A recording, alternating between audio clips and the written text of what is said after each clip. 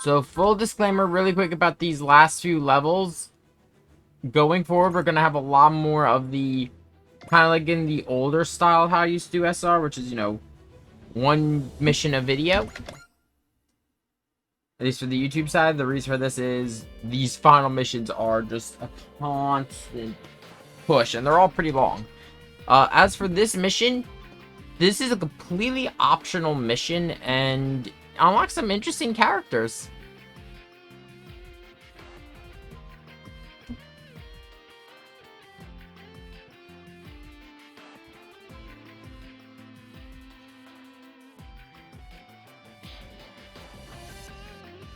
Yeah, we still got the quest stars, and we also have Sidal, as well as Akane Shinjo.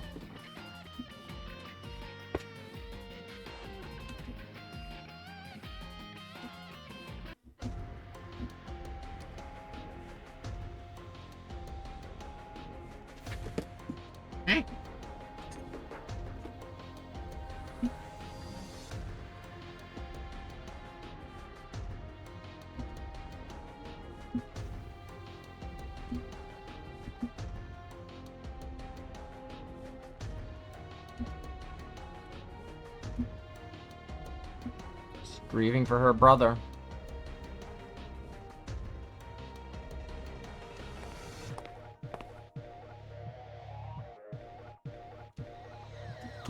Yep.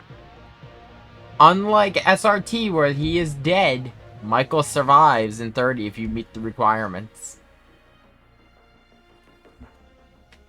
The requirements are you have to basically beat all the original 7 with Vaughn. Well, not all of them, but that's just a general good rule of thumb. And that's when I kind of held through. But basically, if it's Michael, you fight him with Vaughn. And then in that final level, the one where we fought Claw the first time, make sure Ray or Vaughn are the ones who beat him. Then you unlock a dish best served cold.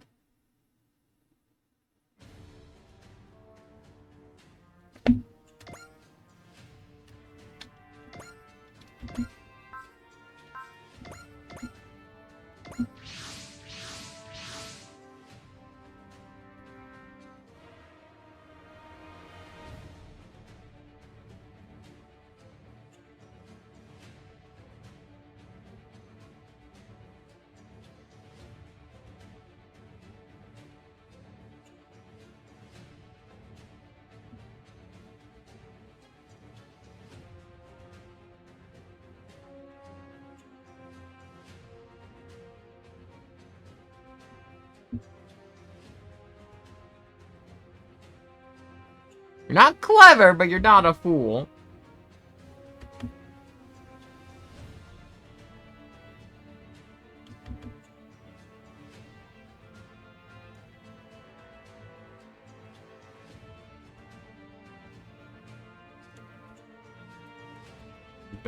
He's gonna give him what he wants just because that's good manners.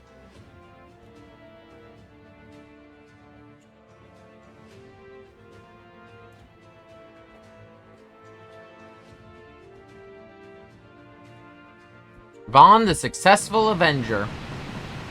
Who the fuck interrupts our duel?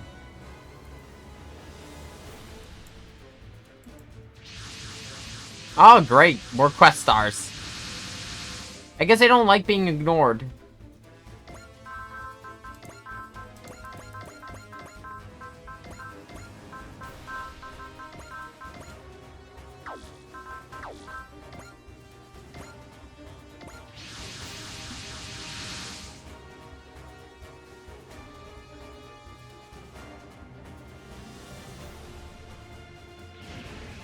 He's angry.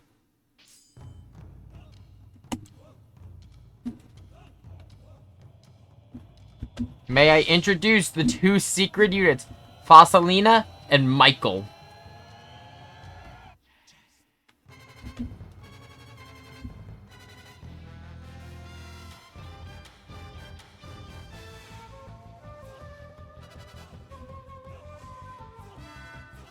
Their vengeance is over. Their vengeance was never against these 2. It was just against the Claw.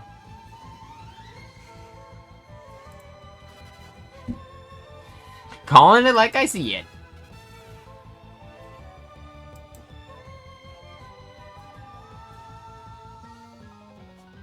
Wait, Vaughn. Vaughn, your logic.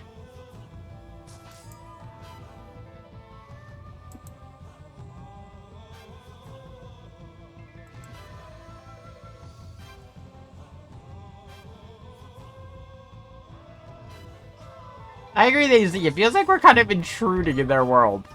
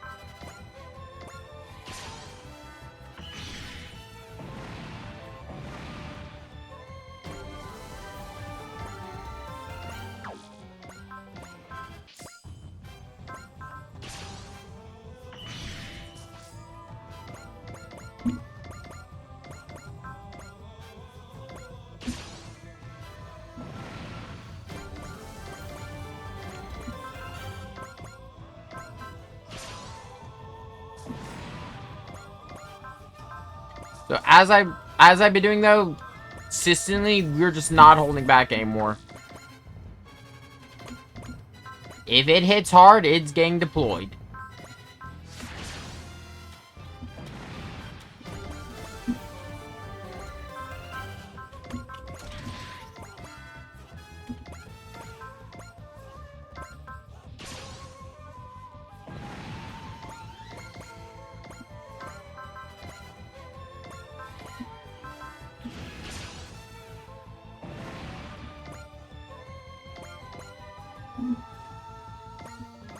Yeah, I do love that. Vaughn, of all people, going, people who call other people idiots are the biggest idiots of them all. It's like, Vaughn, you've been doing that this whole time.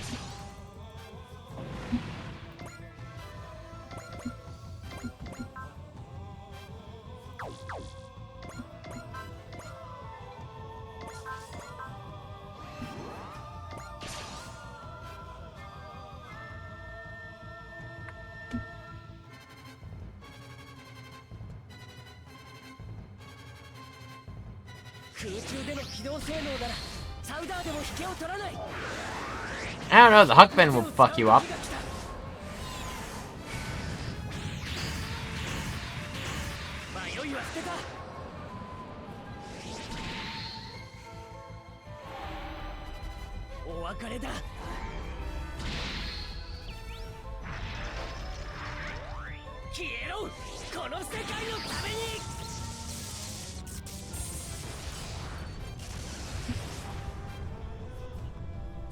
I'll say I do love that visual.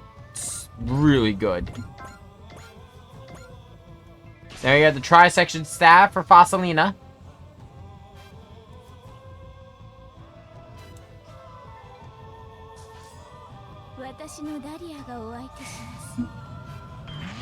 Or Dahlia.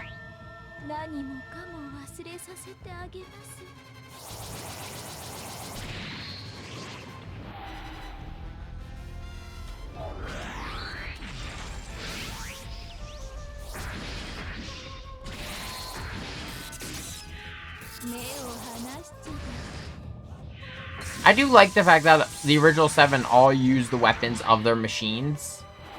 Though interesting, the only one we don't see use it is what's his name? Michael with his machine. With a gun sword. I don't think we ever see him use a gun sword.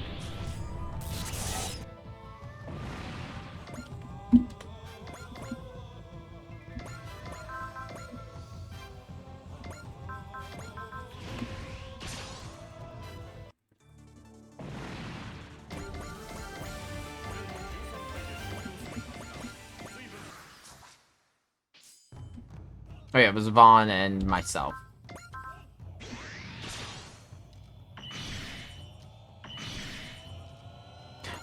She uses a gun, not a sword.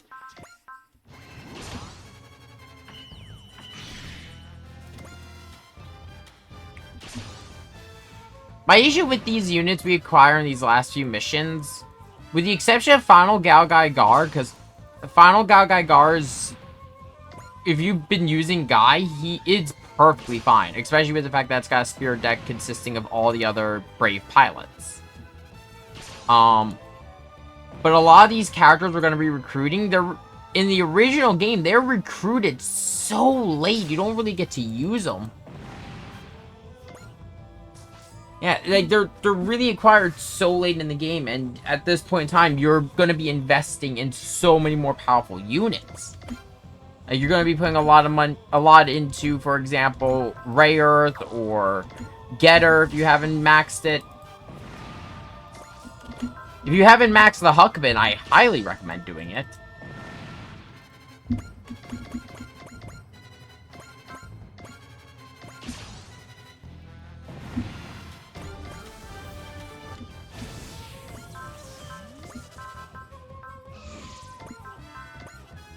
And of course, the Getters are always just amazing to max out.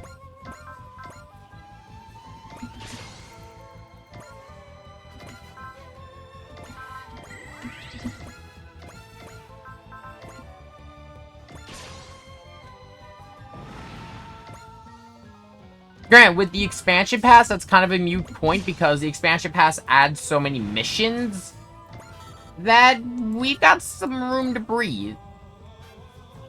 Wait, where's the last one?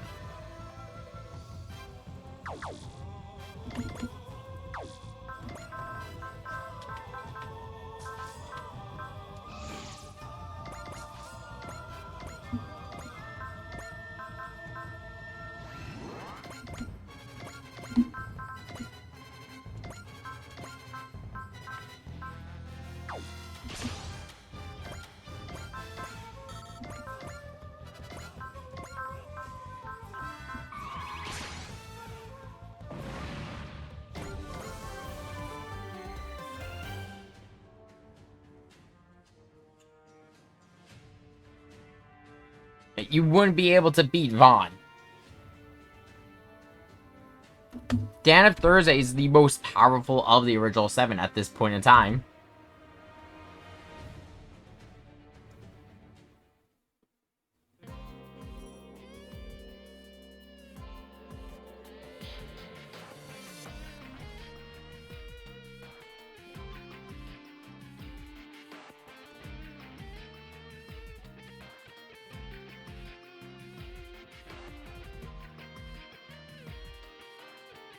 Ideally, we want the same thing as the Claw, it's just our methods are what differ, and they differ a lot.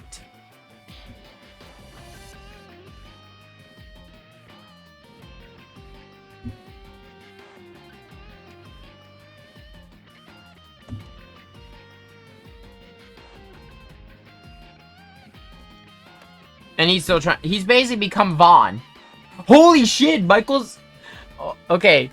Now, I'm just thinking that scene from Castlevania, where, Alucard's, like, you know, washing up, and he looks himself in the mirror, he's like, oh my god.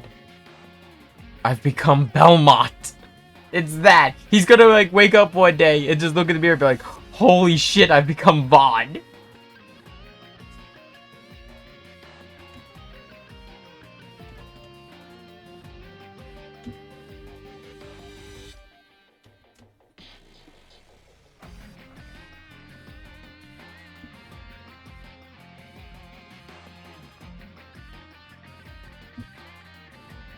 Once that gets achieved, all gloves are off, and we end this.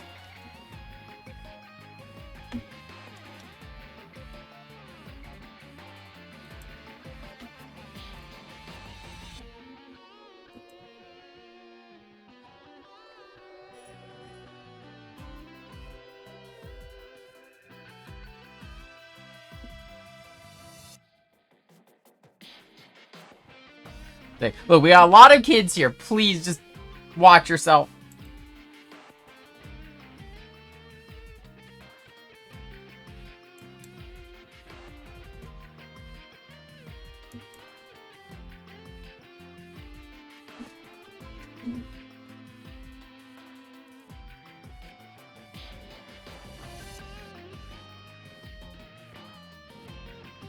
Vengeance begets vengeance anew. Oh, and I hear a dog at my door. I hear a gamer dog. Hello, gamer dog.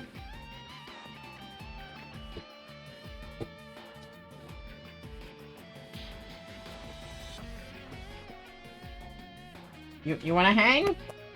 Come on, come on. Nah, no, screw you too, gamer dog.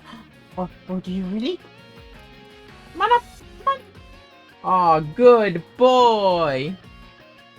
Maybe it'll end. Well, here's the thing. If Vaughn dies, the only one who would... Actually, if Vaughn dies, there's actually a lot of people who would want to avenge Vaughn. Like, a lot of people have, like... Vaughn attracts good people.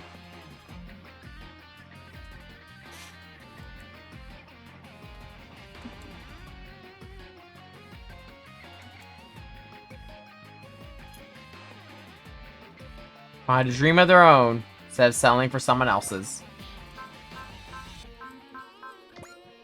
So before we launch the Gridman mission, because I'm really excited to start the Gridman mission, how about, since we've got, since that was a little bit of a shorter mission, we actually have some conversations.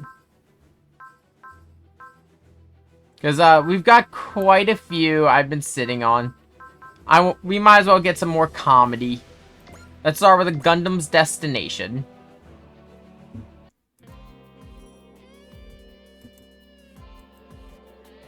Amuro Mika. Oh?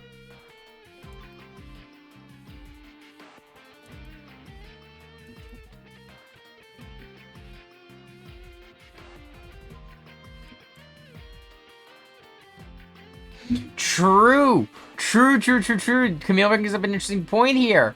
Most of the UC era mobile suits all focused heavily on beam weapons, but meanwhile, Tekken's nanolaminated armor is designed to fight beam weapons.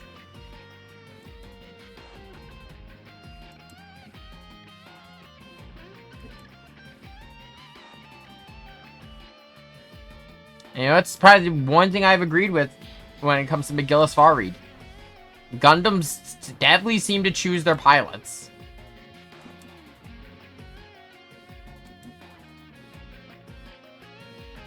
Mikazuki versus Uso. Oh, poor Uso is fucked.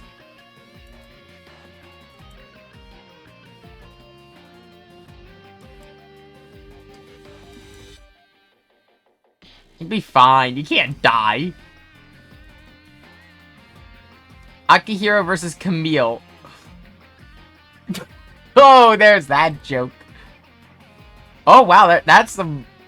So for those who are unaware, Camille used to get very mad when people said Camille sounds like a girl's name. Yeah, that's actually how his relationship with the Titan Jared started. He said Camille sounds like a girl's name, and Camille just jumped the gate and punched him.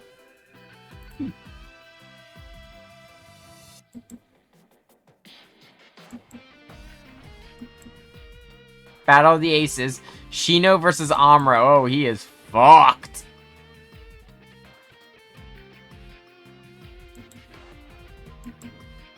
Yeah, here's the thing. Shino's machine might have rail guns, but Amuro's got funnels, and he's a better pilot.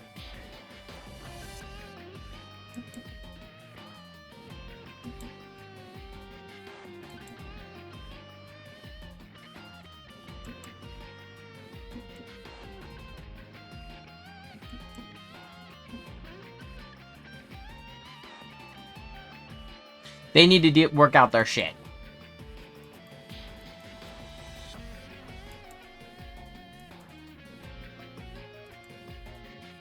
And no one here could probably... Well, none of the IBO pilots could take a unicorn unit.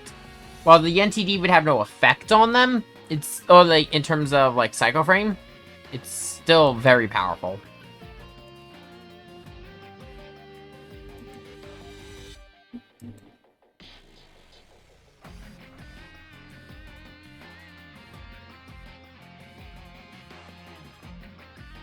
Yeah, Uso is fucked. Uso lost that match. There's no, like, way around it. And Brave Robot Dreams. This is one I've actually been kind of curious about.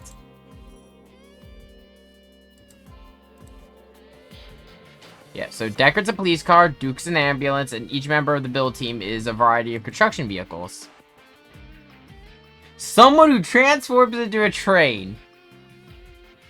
Where have we heard that before?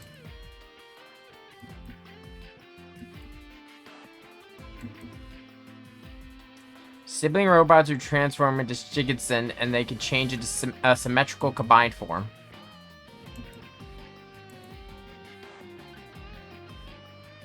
Wait, I've heard of these before.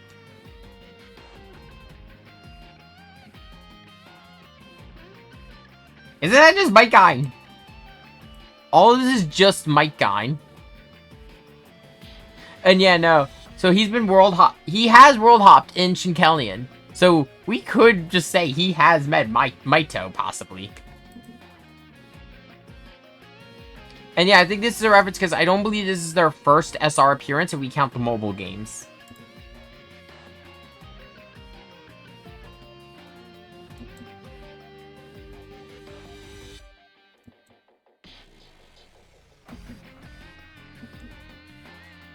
Pushing your hobbies on everyone.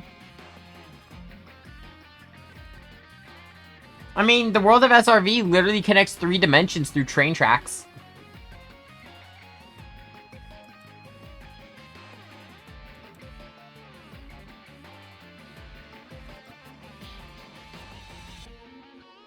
I very much like my current police car transformation. Poor Deckard. I love them. These two are just so innocent.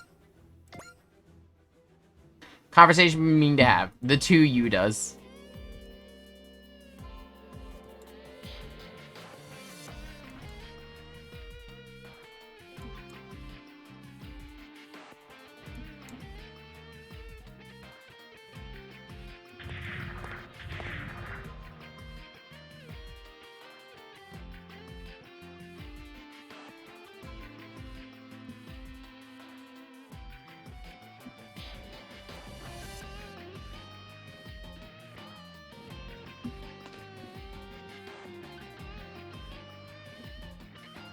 Oh, yeah. You know what? Actually, it kind of makes sense that Yuta would go to well, actually have this conversation with the Brave Police because, you know, they're being built.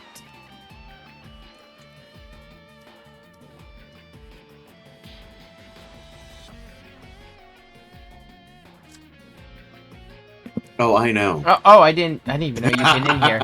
I can't remember. I have streamer mode enabled. I can't hear. I don't hear when people join Discord. But yeah, you know, it kind of makes sense that I will say I do get the idea of Yuta, you know, feeling created by Shinja would talk to the Brave Police of, what does it feel like being artificial and still having hearts? It is a great connection for those series.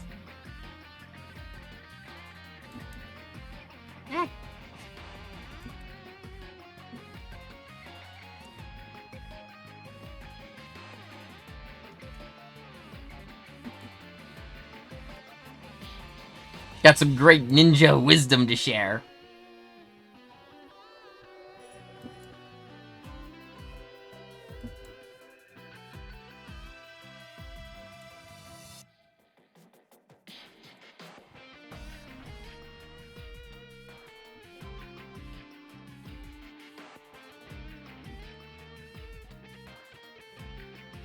And I can respect Duke, like, giving them shit, but he's like, nah. I can't give you an answer because I'm having the same exact problem.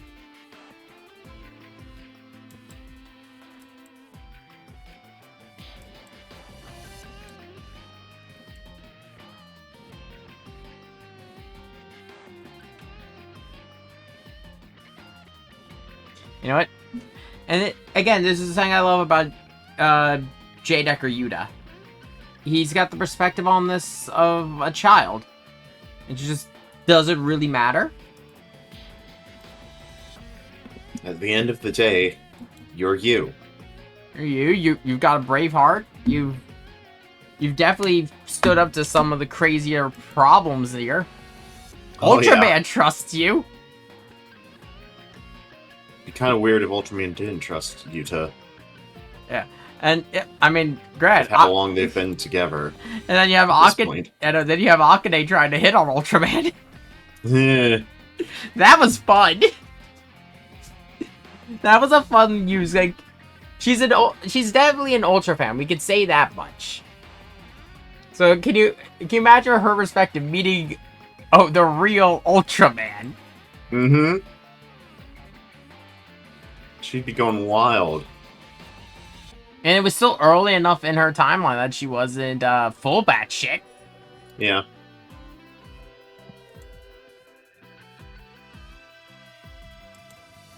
Can I say the one thing I'm kind of disappointed with SR30 when it comes to the final Gridman scenario? We don't get Caliber laughing. Yeah. I get it's hard to do, but God, it's so good in the anime. and everyone's scared shitless. Oh. Well, Grumpy speaking dog. of Fine, go, Grumpy dog. Be free. a grump dog. He's a grump. He's just looking He's at me also grump. And he's a grump dog. No, you know, as I'm going through all these, you know what I will say I was tempted to buy and stream today? Besides, What? the beta, if for $40, I could play the beta of Rogue Trader, and I'm happy to. I really want to play that. They don't have Toaster Fucker yet. I don't believe you can be a tech priest yet, but you can be from a death world. Oh, So great. there's a couple different death worlds of note. The two I always bring up are Catan, I think it is, which is take the most horrific battlefield with, like, you know, people dying by the millions, you know, just carnage everywhere, and it is still not nearly as bad as a single night on their home planet. Hmm. They all look like fucking Rambo. And then, of course, there is the Death Corpse of Krieg. Which just, as the joke Oh, goes, yes, the Death Corps of Krieg. Hans, get the shovel. Get the shovel. So I have 2,500 artillery shells, and I'm going to fire them at this area for this long. And then you're going to stop for the charge, right? Who said I was going to stop? And the Kriegers would be like, fuck yes! There was a post. I gotta see if I can find the image again. It is just like, it shows a picture of a planet. Guards in population. 17 sextillion? Hmm. There's the entire every square inch of the planet is just guardsmen, and they have to be marching at all times. But then you see, in like tiny text under that huge ass number, orc presence, tiny. Basically saying, doesn't matter how many people are on that planet, how thoroughly you burn the shit out of it, orcs will still be there. Of course, Ernie's moved by the battles of Guy and the brave robots. Of course. I mean, granted, of like all, well, put it bluntly, the hot-blooded, like, you know, male protagonist animes we had in like the late 80s, early 90s, I think King of the Braves is probably one of the more interesting ones I've seen. I think that also is just more of a testament to the character writing for Guy we've seen so far. Yeah. Like, Guy is just the best dude. Yeah. He's just living his life. He's living his life, and he's living it with bravery. Mm-hmm. Which is, I think one thing that made me love his character even more was his introduction in SRT. You know, where he basically kicks Judao in the ass, getting him out of his rut. Yep. Oh god, did Judao need it? Yeah. So, I talked about that does happen in Double Zeta, but, I was confused. I mentioned it during SRT. I'm like, is she actually dead? Because, Mm-hmm. I forget they make a big deal out of, like, because, like, she is believed dead at one point, but I don't think they make a big deal about the woman who saves her. She's a blonde girl who knows Bright. She was on the White Base during the 1-year war. Oh. And she was looking for her brother. Oh. Mr. has never betrayed anyone. And in one timeline, Amuro's girlfriend, which I will never let that go. It's so fucking hysterical to me. Could you imagine they start that fight? He's like, "Hello, brother. Amuro, what the fuck did you do?"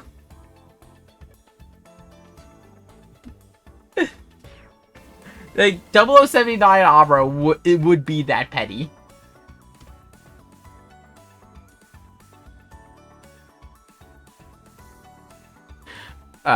The pilot of a super robot of justice needs a certain bold manliness. And not... If there's one thing that really doesn't describe Ernie, Ernie's passionate about robots. I don't think we will ever deny that about Ernie. Yeah, no. But Ernie is small. Ernie is small child. Like, technically still. I think he's actually a teenager. He's just really short. Very short and effeminate. Yeah, like, to the point, he actually is too short to pilot a normal Silhouette Knight. Yep. The Ikaruga is a custom, like, being a custom job. Custom built for him. Yeah. So, like, no one else can fit in its cockpit.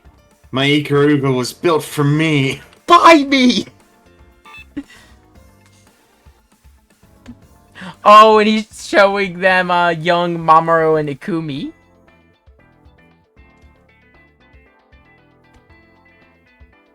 Ah, yes.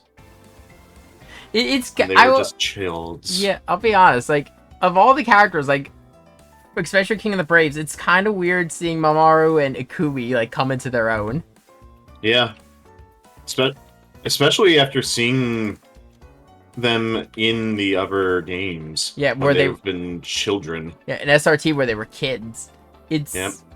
Because, like, look, we can't really say we've seen Ryoma come into his own, because Ryoma's always just a Ryoma. He's just more sure of, like, no, this is the path I'm going on. Yeah. Same with Amuro. Ryoma is always Ryoma. Amuro sometimes just needs a kick in the teeth. Koji, we actually did see a little bit of a shift in SRV. Like, we saw Koji at a very low point with his obsession with Mazin. Yeah. Right before it works. Oh yeah, especially because of the fact Zero is such a focus in that game.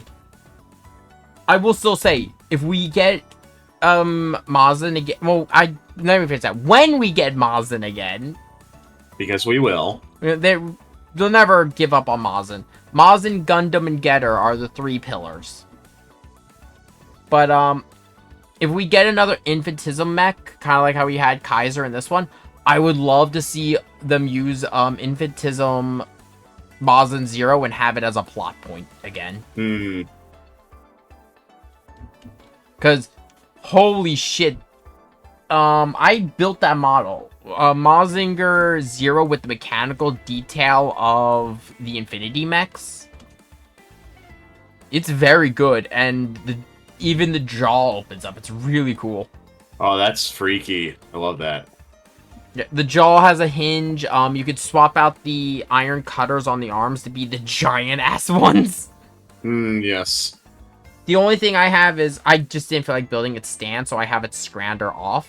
Which I think I've made my opinions on Zero's Scrander pretty apparent. I love Zero as a machine. I'm just kind of mad towards its Scrander. Yeah. My next, if I'm doing another Infinitism mech, it's going to be, Getter. That way granted, I wish, my only issue with the Infinitism Getter, I wish it was, like, you know, Shin or Getter Dragon.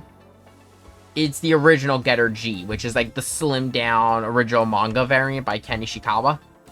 Which, you know, still have mad respect for that one. Because it was made by Ken Ishikawa. Mm-hmm. Yeah. You know what, as the guy says, keep fighting, brave from another world. While Ernie might not feel it, he is still a brave. He's got the passion for it. Okay, you know what? The main one we want to see, I've been hovering over it for a while. sister and brother.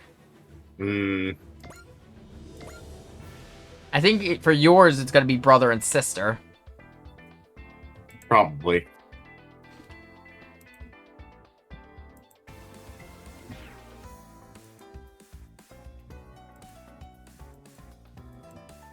Just awkward silence. If you don't have anything to say, though, I'm going to get going.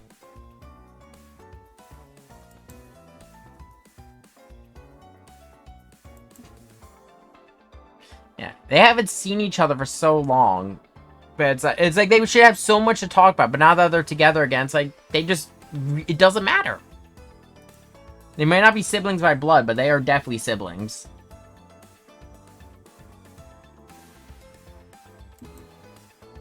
Oh, he's been catching up on her stories with everyone. They think you're fun to be around. They can't leave you alone, which, mixed feelings. You're reliable. Even your stinginess is cute.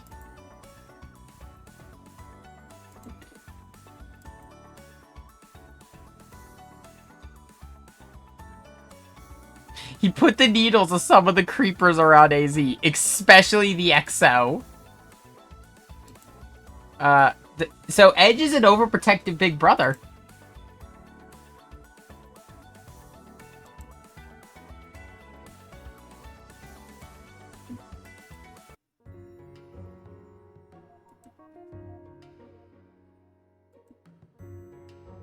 You, the girl who couldn't fry an egg, who breaks into tears when a stray cat runs away from them. AZ, can you fry an egg?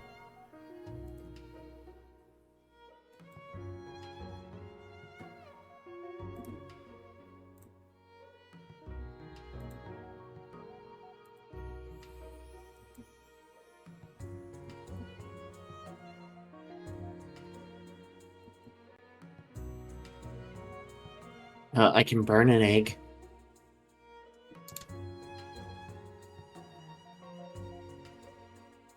He's gotta give up on the idea of, like, you know, AZ being that little sister, you know, he ran away from that facility with. She's not that girl anymore.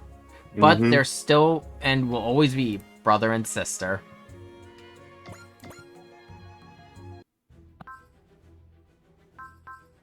Okay, so we've got...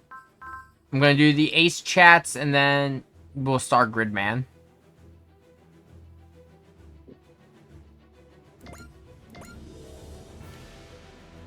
So starting with Ensign Jonah.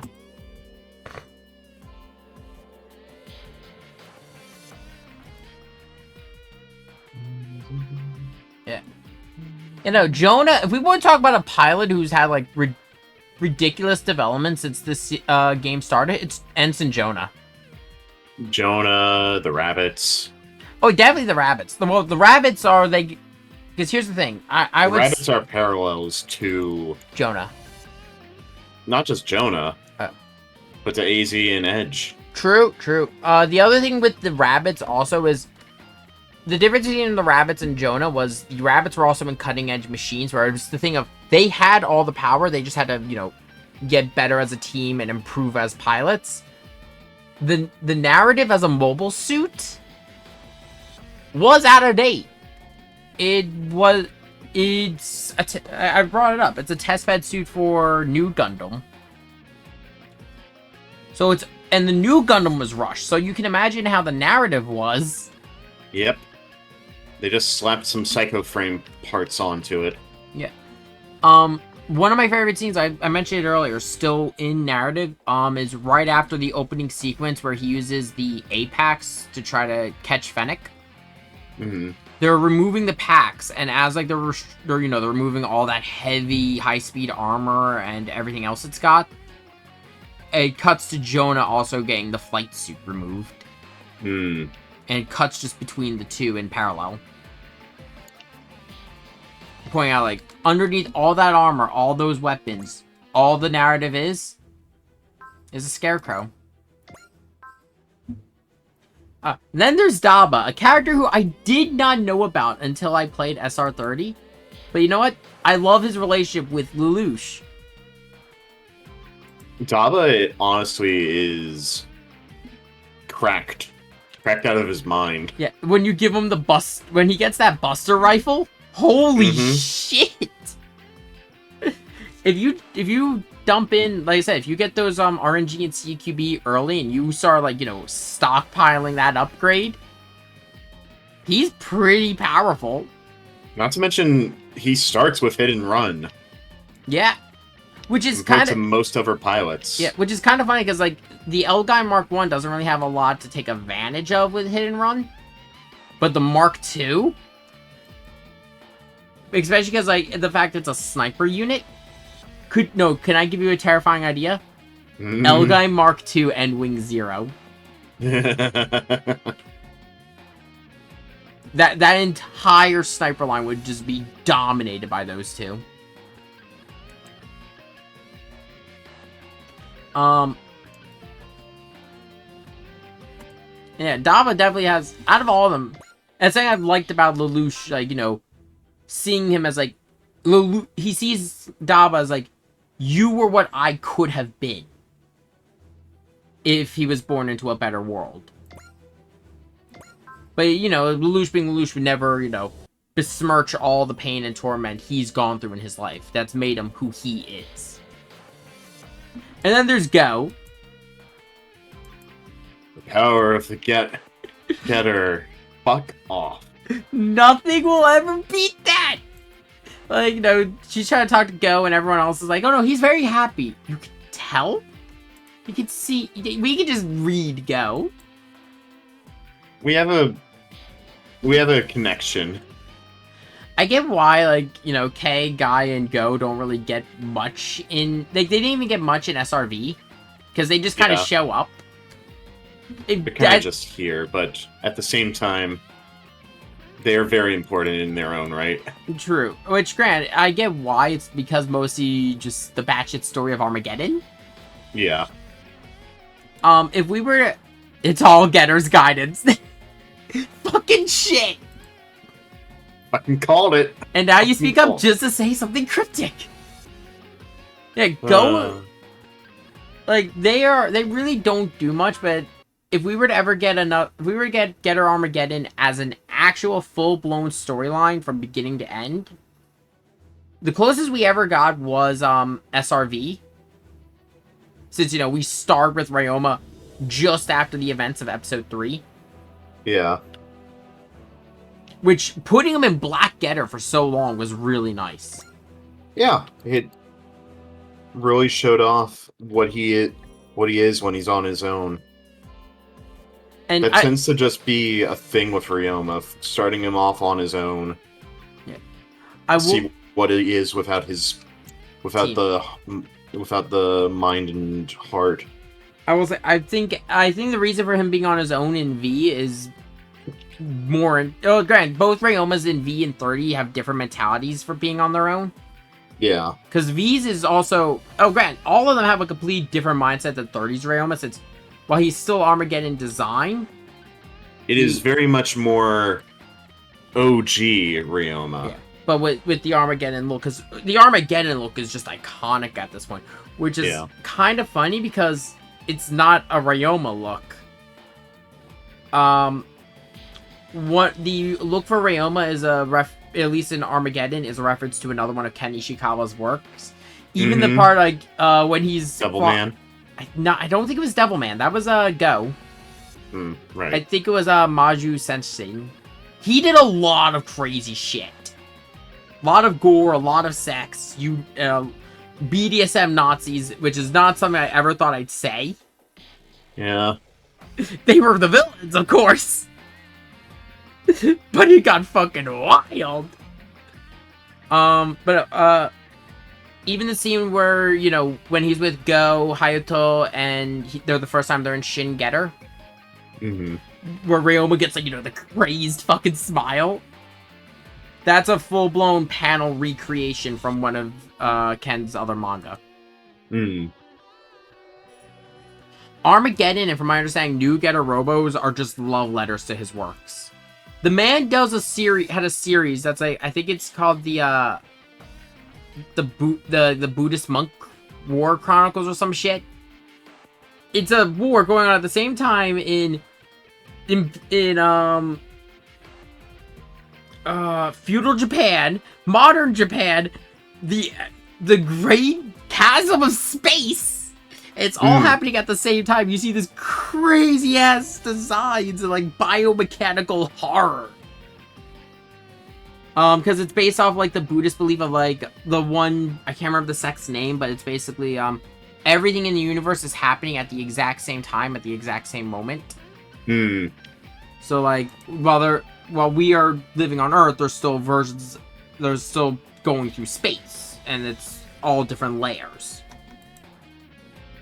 Or at least that's my bare understanding. It's kind of I don't know if it is applicable, but it sounds like what the phrase "everything, everywhere, all at once."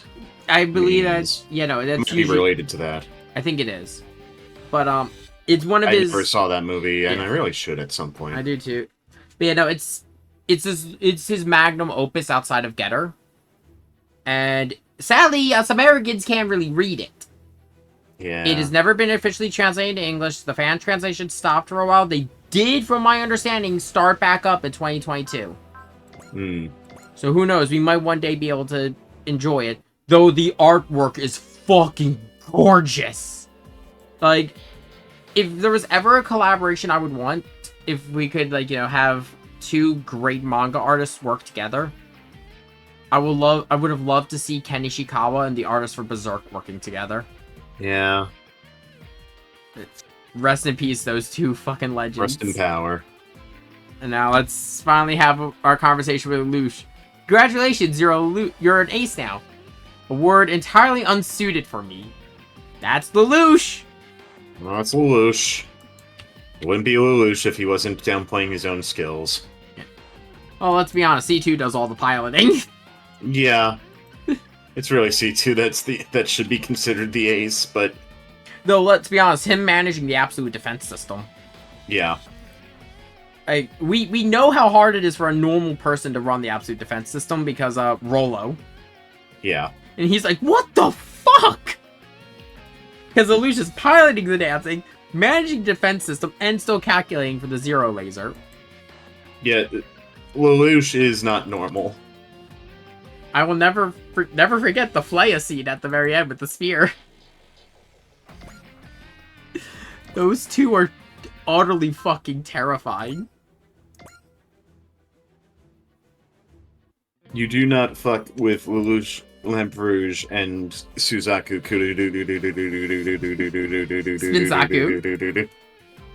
Spinzaku. Ernie's happy. He's an ace pilot. It's official, Ernie. You're an ace.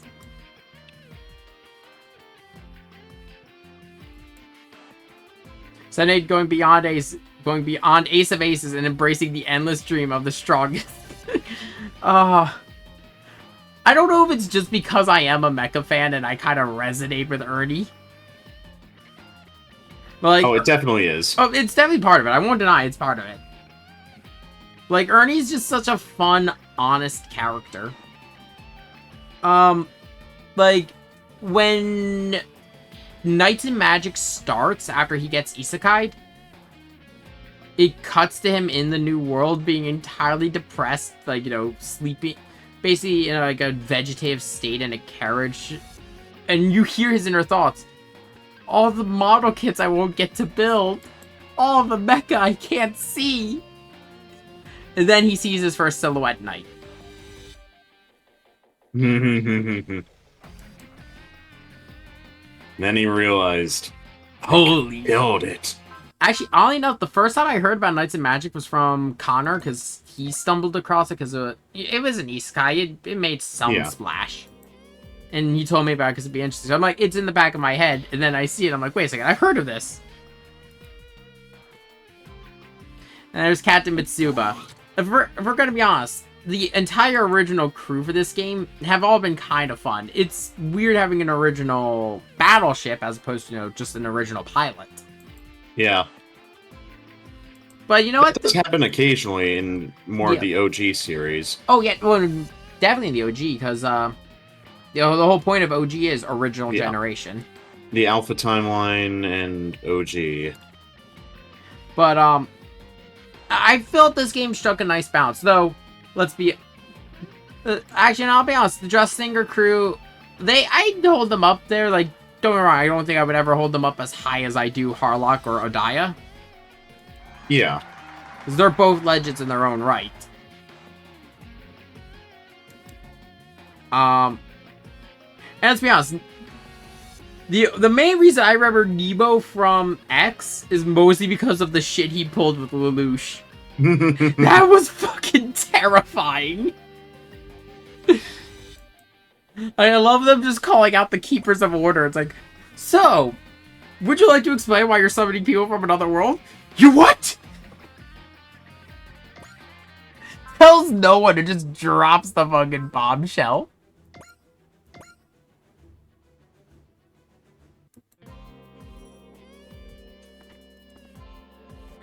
And even the SRX team, they've been a lot of fun. Mm-hmm. Because I think it's safe to say that if your team dynamic for a combiner set doesn't work, you've got a shit combiner. And the SRX dynamic between the three does really work. Granted, it is kind of just a diet version of Getter to an extent, but you know what? Getter set a really good formula. 2 extremes and 1 in the middle.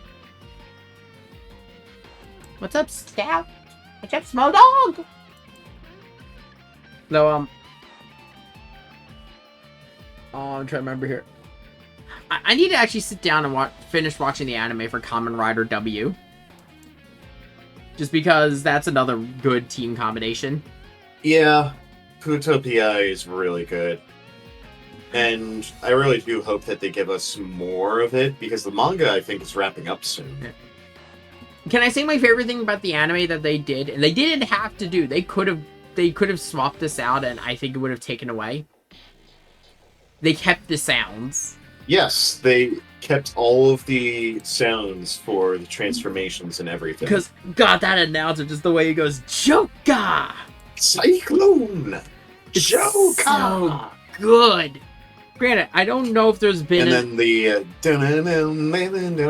don't think there's been I think my favorite... Because I've heard a couple of the different jingles for the Kamen Rider belts. Yeah. W doesn't have my favorite. I think my favorite is probably... I can't remember which one it was, but it's like the one where they're all themed after fruit. Just because like the whole transformation sequence is set to the jingle. It's actually some pretty good ones. Though personally, design-wise, I think Build's been my favorite to see. I like just, you know, the bright colors and everything. Also the fact that they're just Gunpla trays for the belts. Lock Seeds. Yeah, that's it. It's the Loxy jingle. Gaim. Gaim. Which I think is... That's from 2003. Okay. Gaim and Wizards have some really good jingles. Yeah, Gaim is actually the one right after Wizard, it seems. Wizard has like a bunch of different kinds of music for when he switches orbs. Alright, yeah, his belts. Wizard, orbs, O's. Because yeah, they're all the plot of Wizards is all of his different forms are based off of like legendary figures from history. Mm-hmm. I know Gaim, the original, I think the original Gaim was actually, hang on. Oh. Okay. Ooh, you know, kind of switch it back to, SR for really quick. So the Ace Pilot conversation for Mika is talking about the bracelet he wears. Mika always wears like a, you know, a handmade threaded bracelet. That is a friendship bracelet. It's a bond bracelet essentially between him, Atra, and Kudelia. It would essentially just become the equivalent of their wedding rings, if we're gonna be honest. I will never let people forget that we need to figure out a way to give Mikazuki a reason to live outside of combat at Orga. Give him a child. Fucking Atra's like, she's built different sometimes. Girl loved Mikazuki so much she became the cook for Tekkaden. And Crudelia is great also. Like, there's a reason why in Iron Blood they call Crudelia the Maiden of Revolution. She was basically, you know, she's the equivalent of, like, to give another Gundam comparison, Relena Peacecraft, you know. She wants to change the world. The reason she hired specifically the members of Tekkaden, even before they were Tekkaden, was because they are the people who have suffered the most under the current system of Mars. Like, the economic system. Right. Which is just harsh oppression by Gjallarhorn. Oh.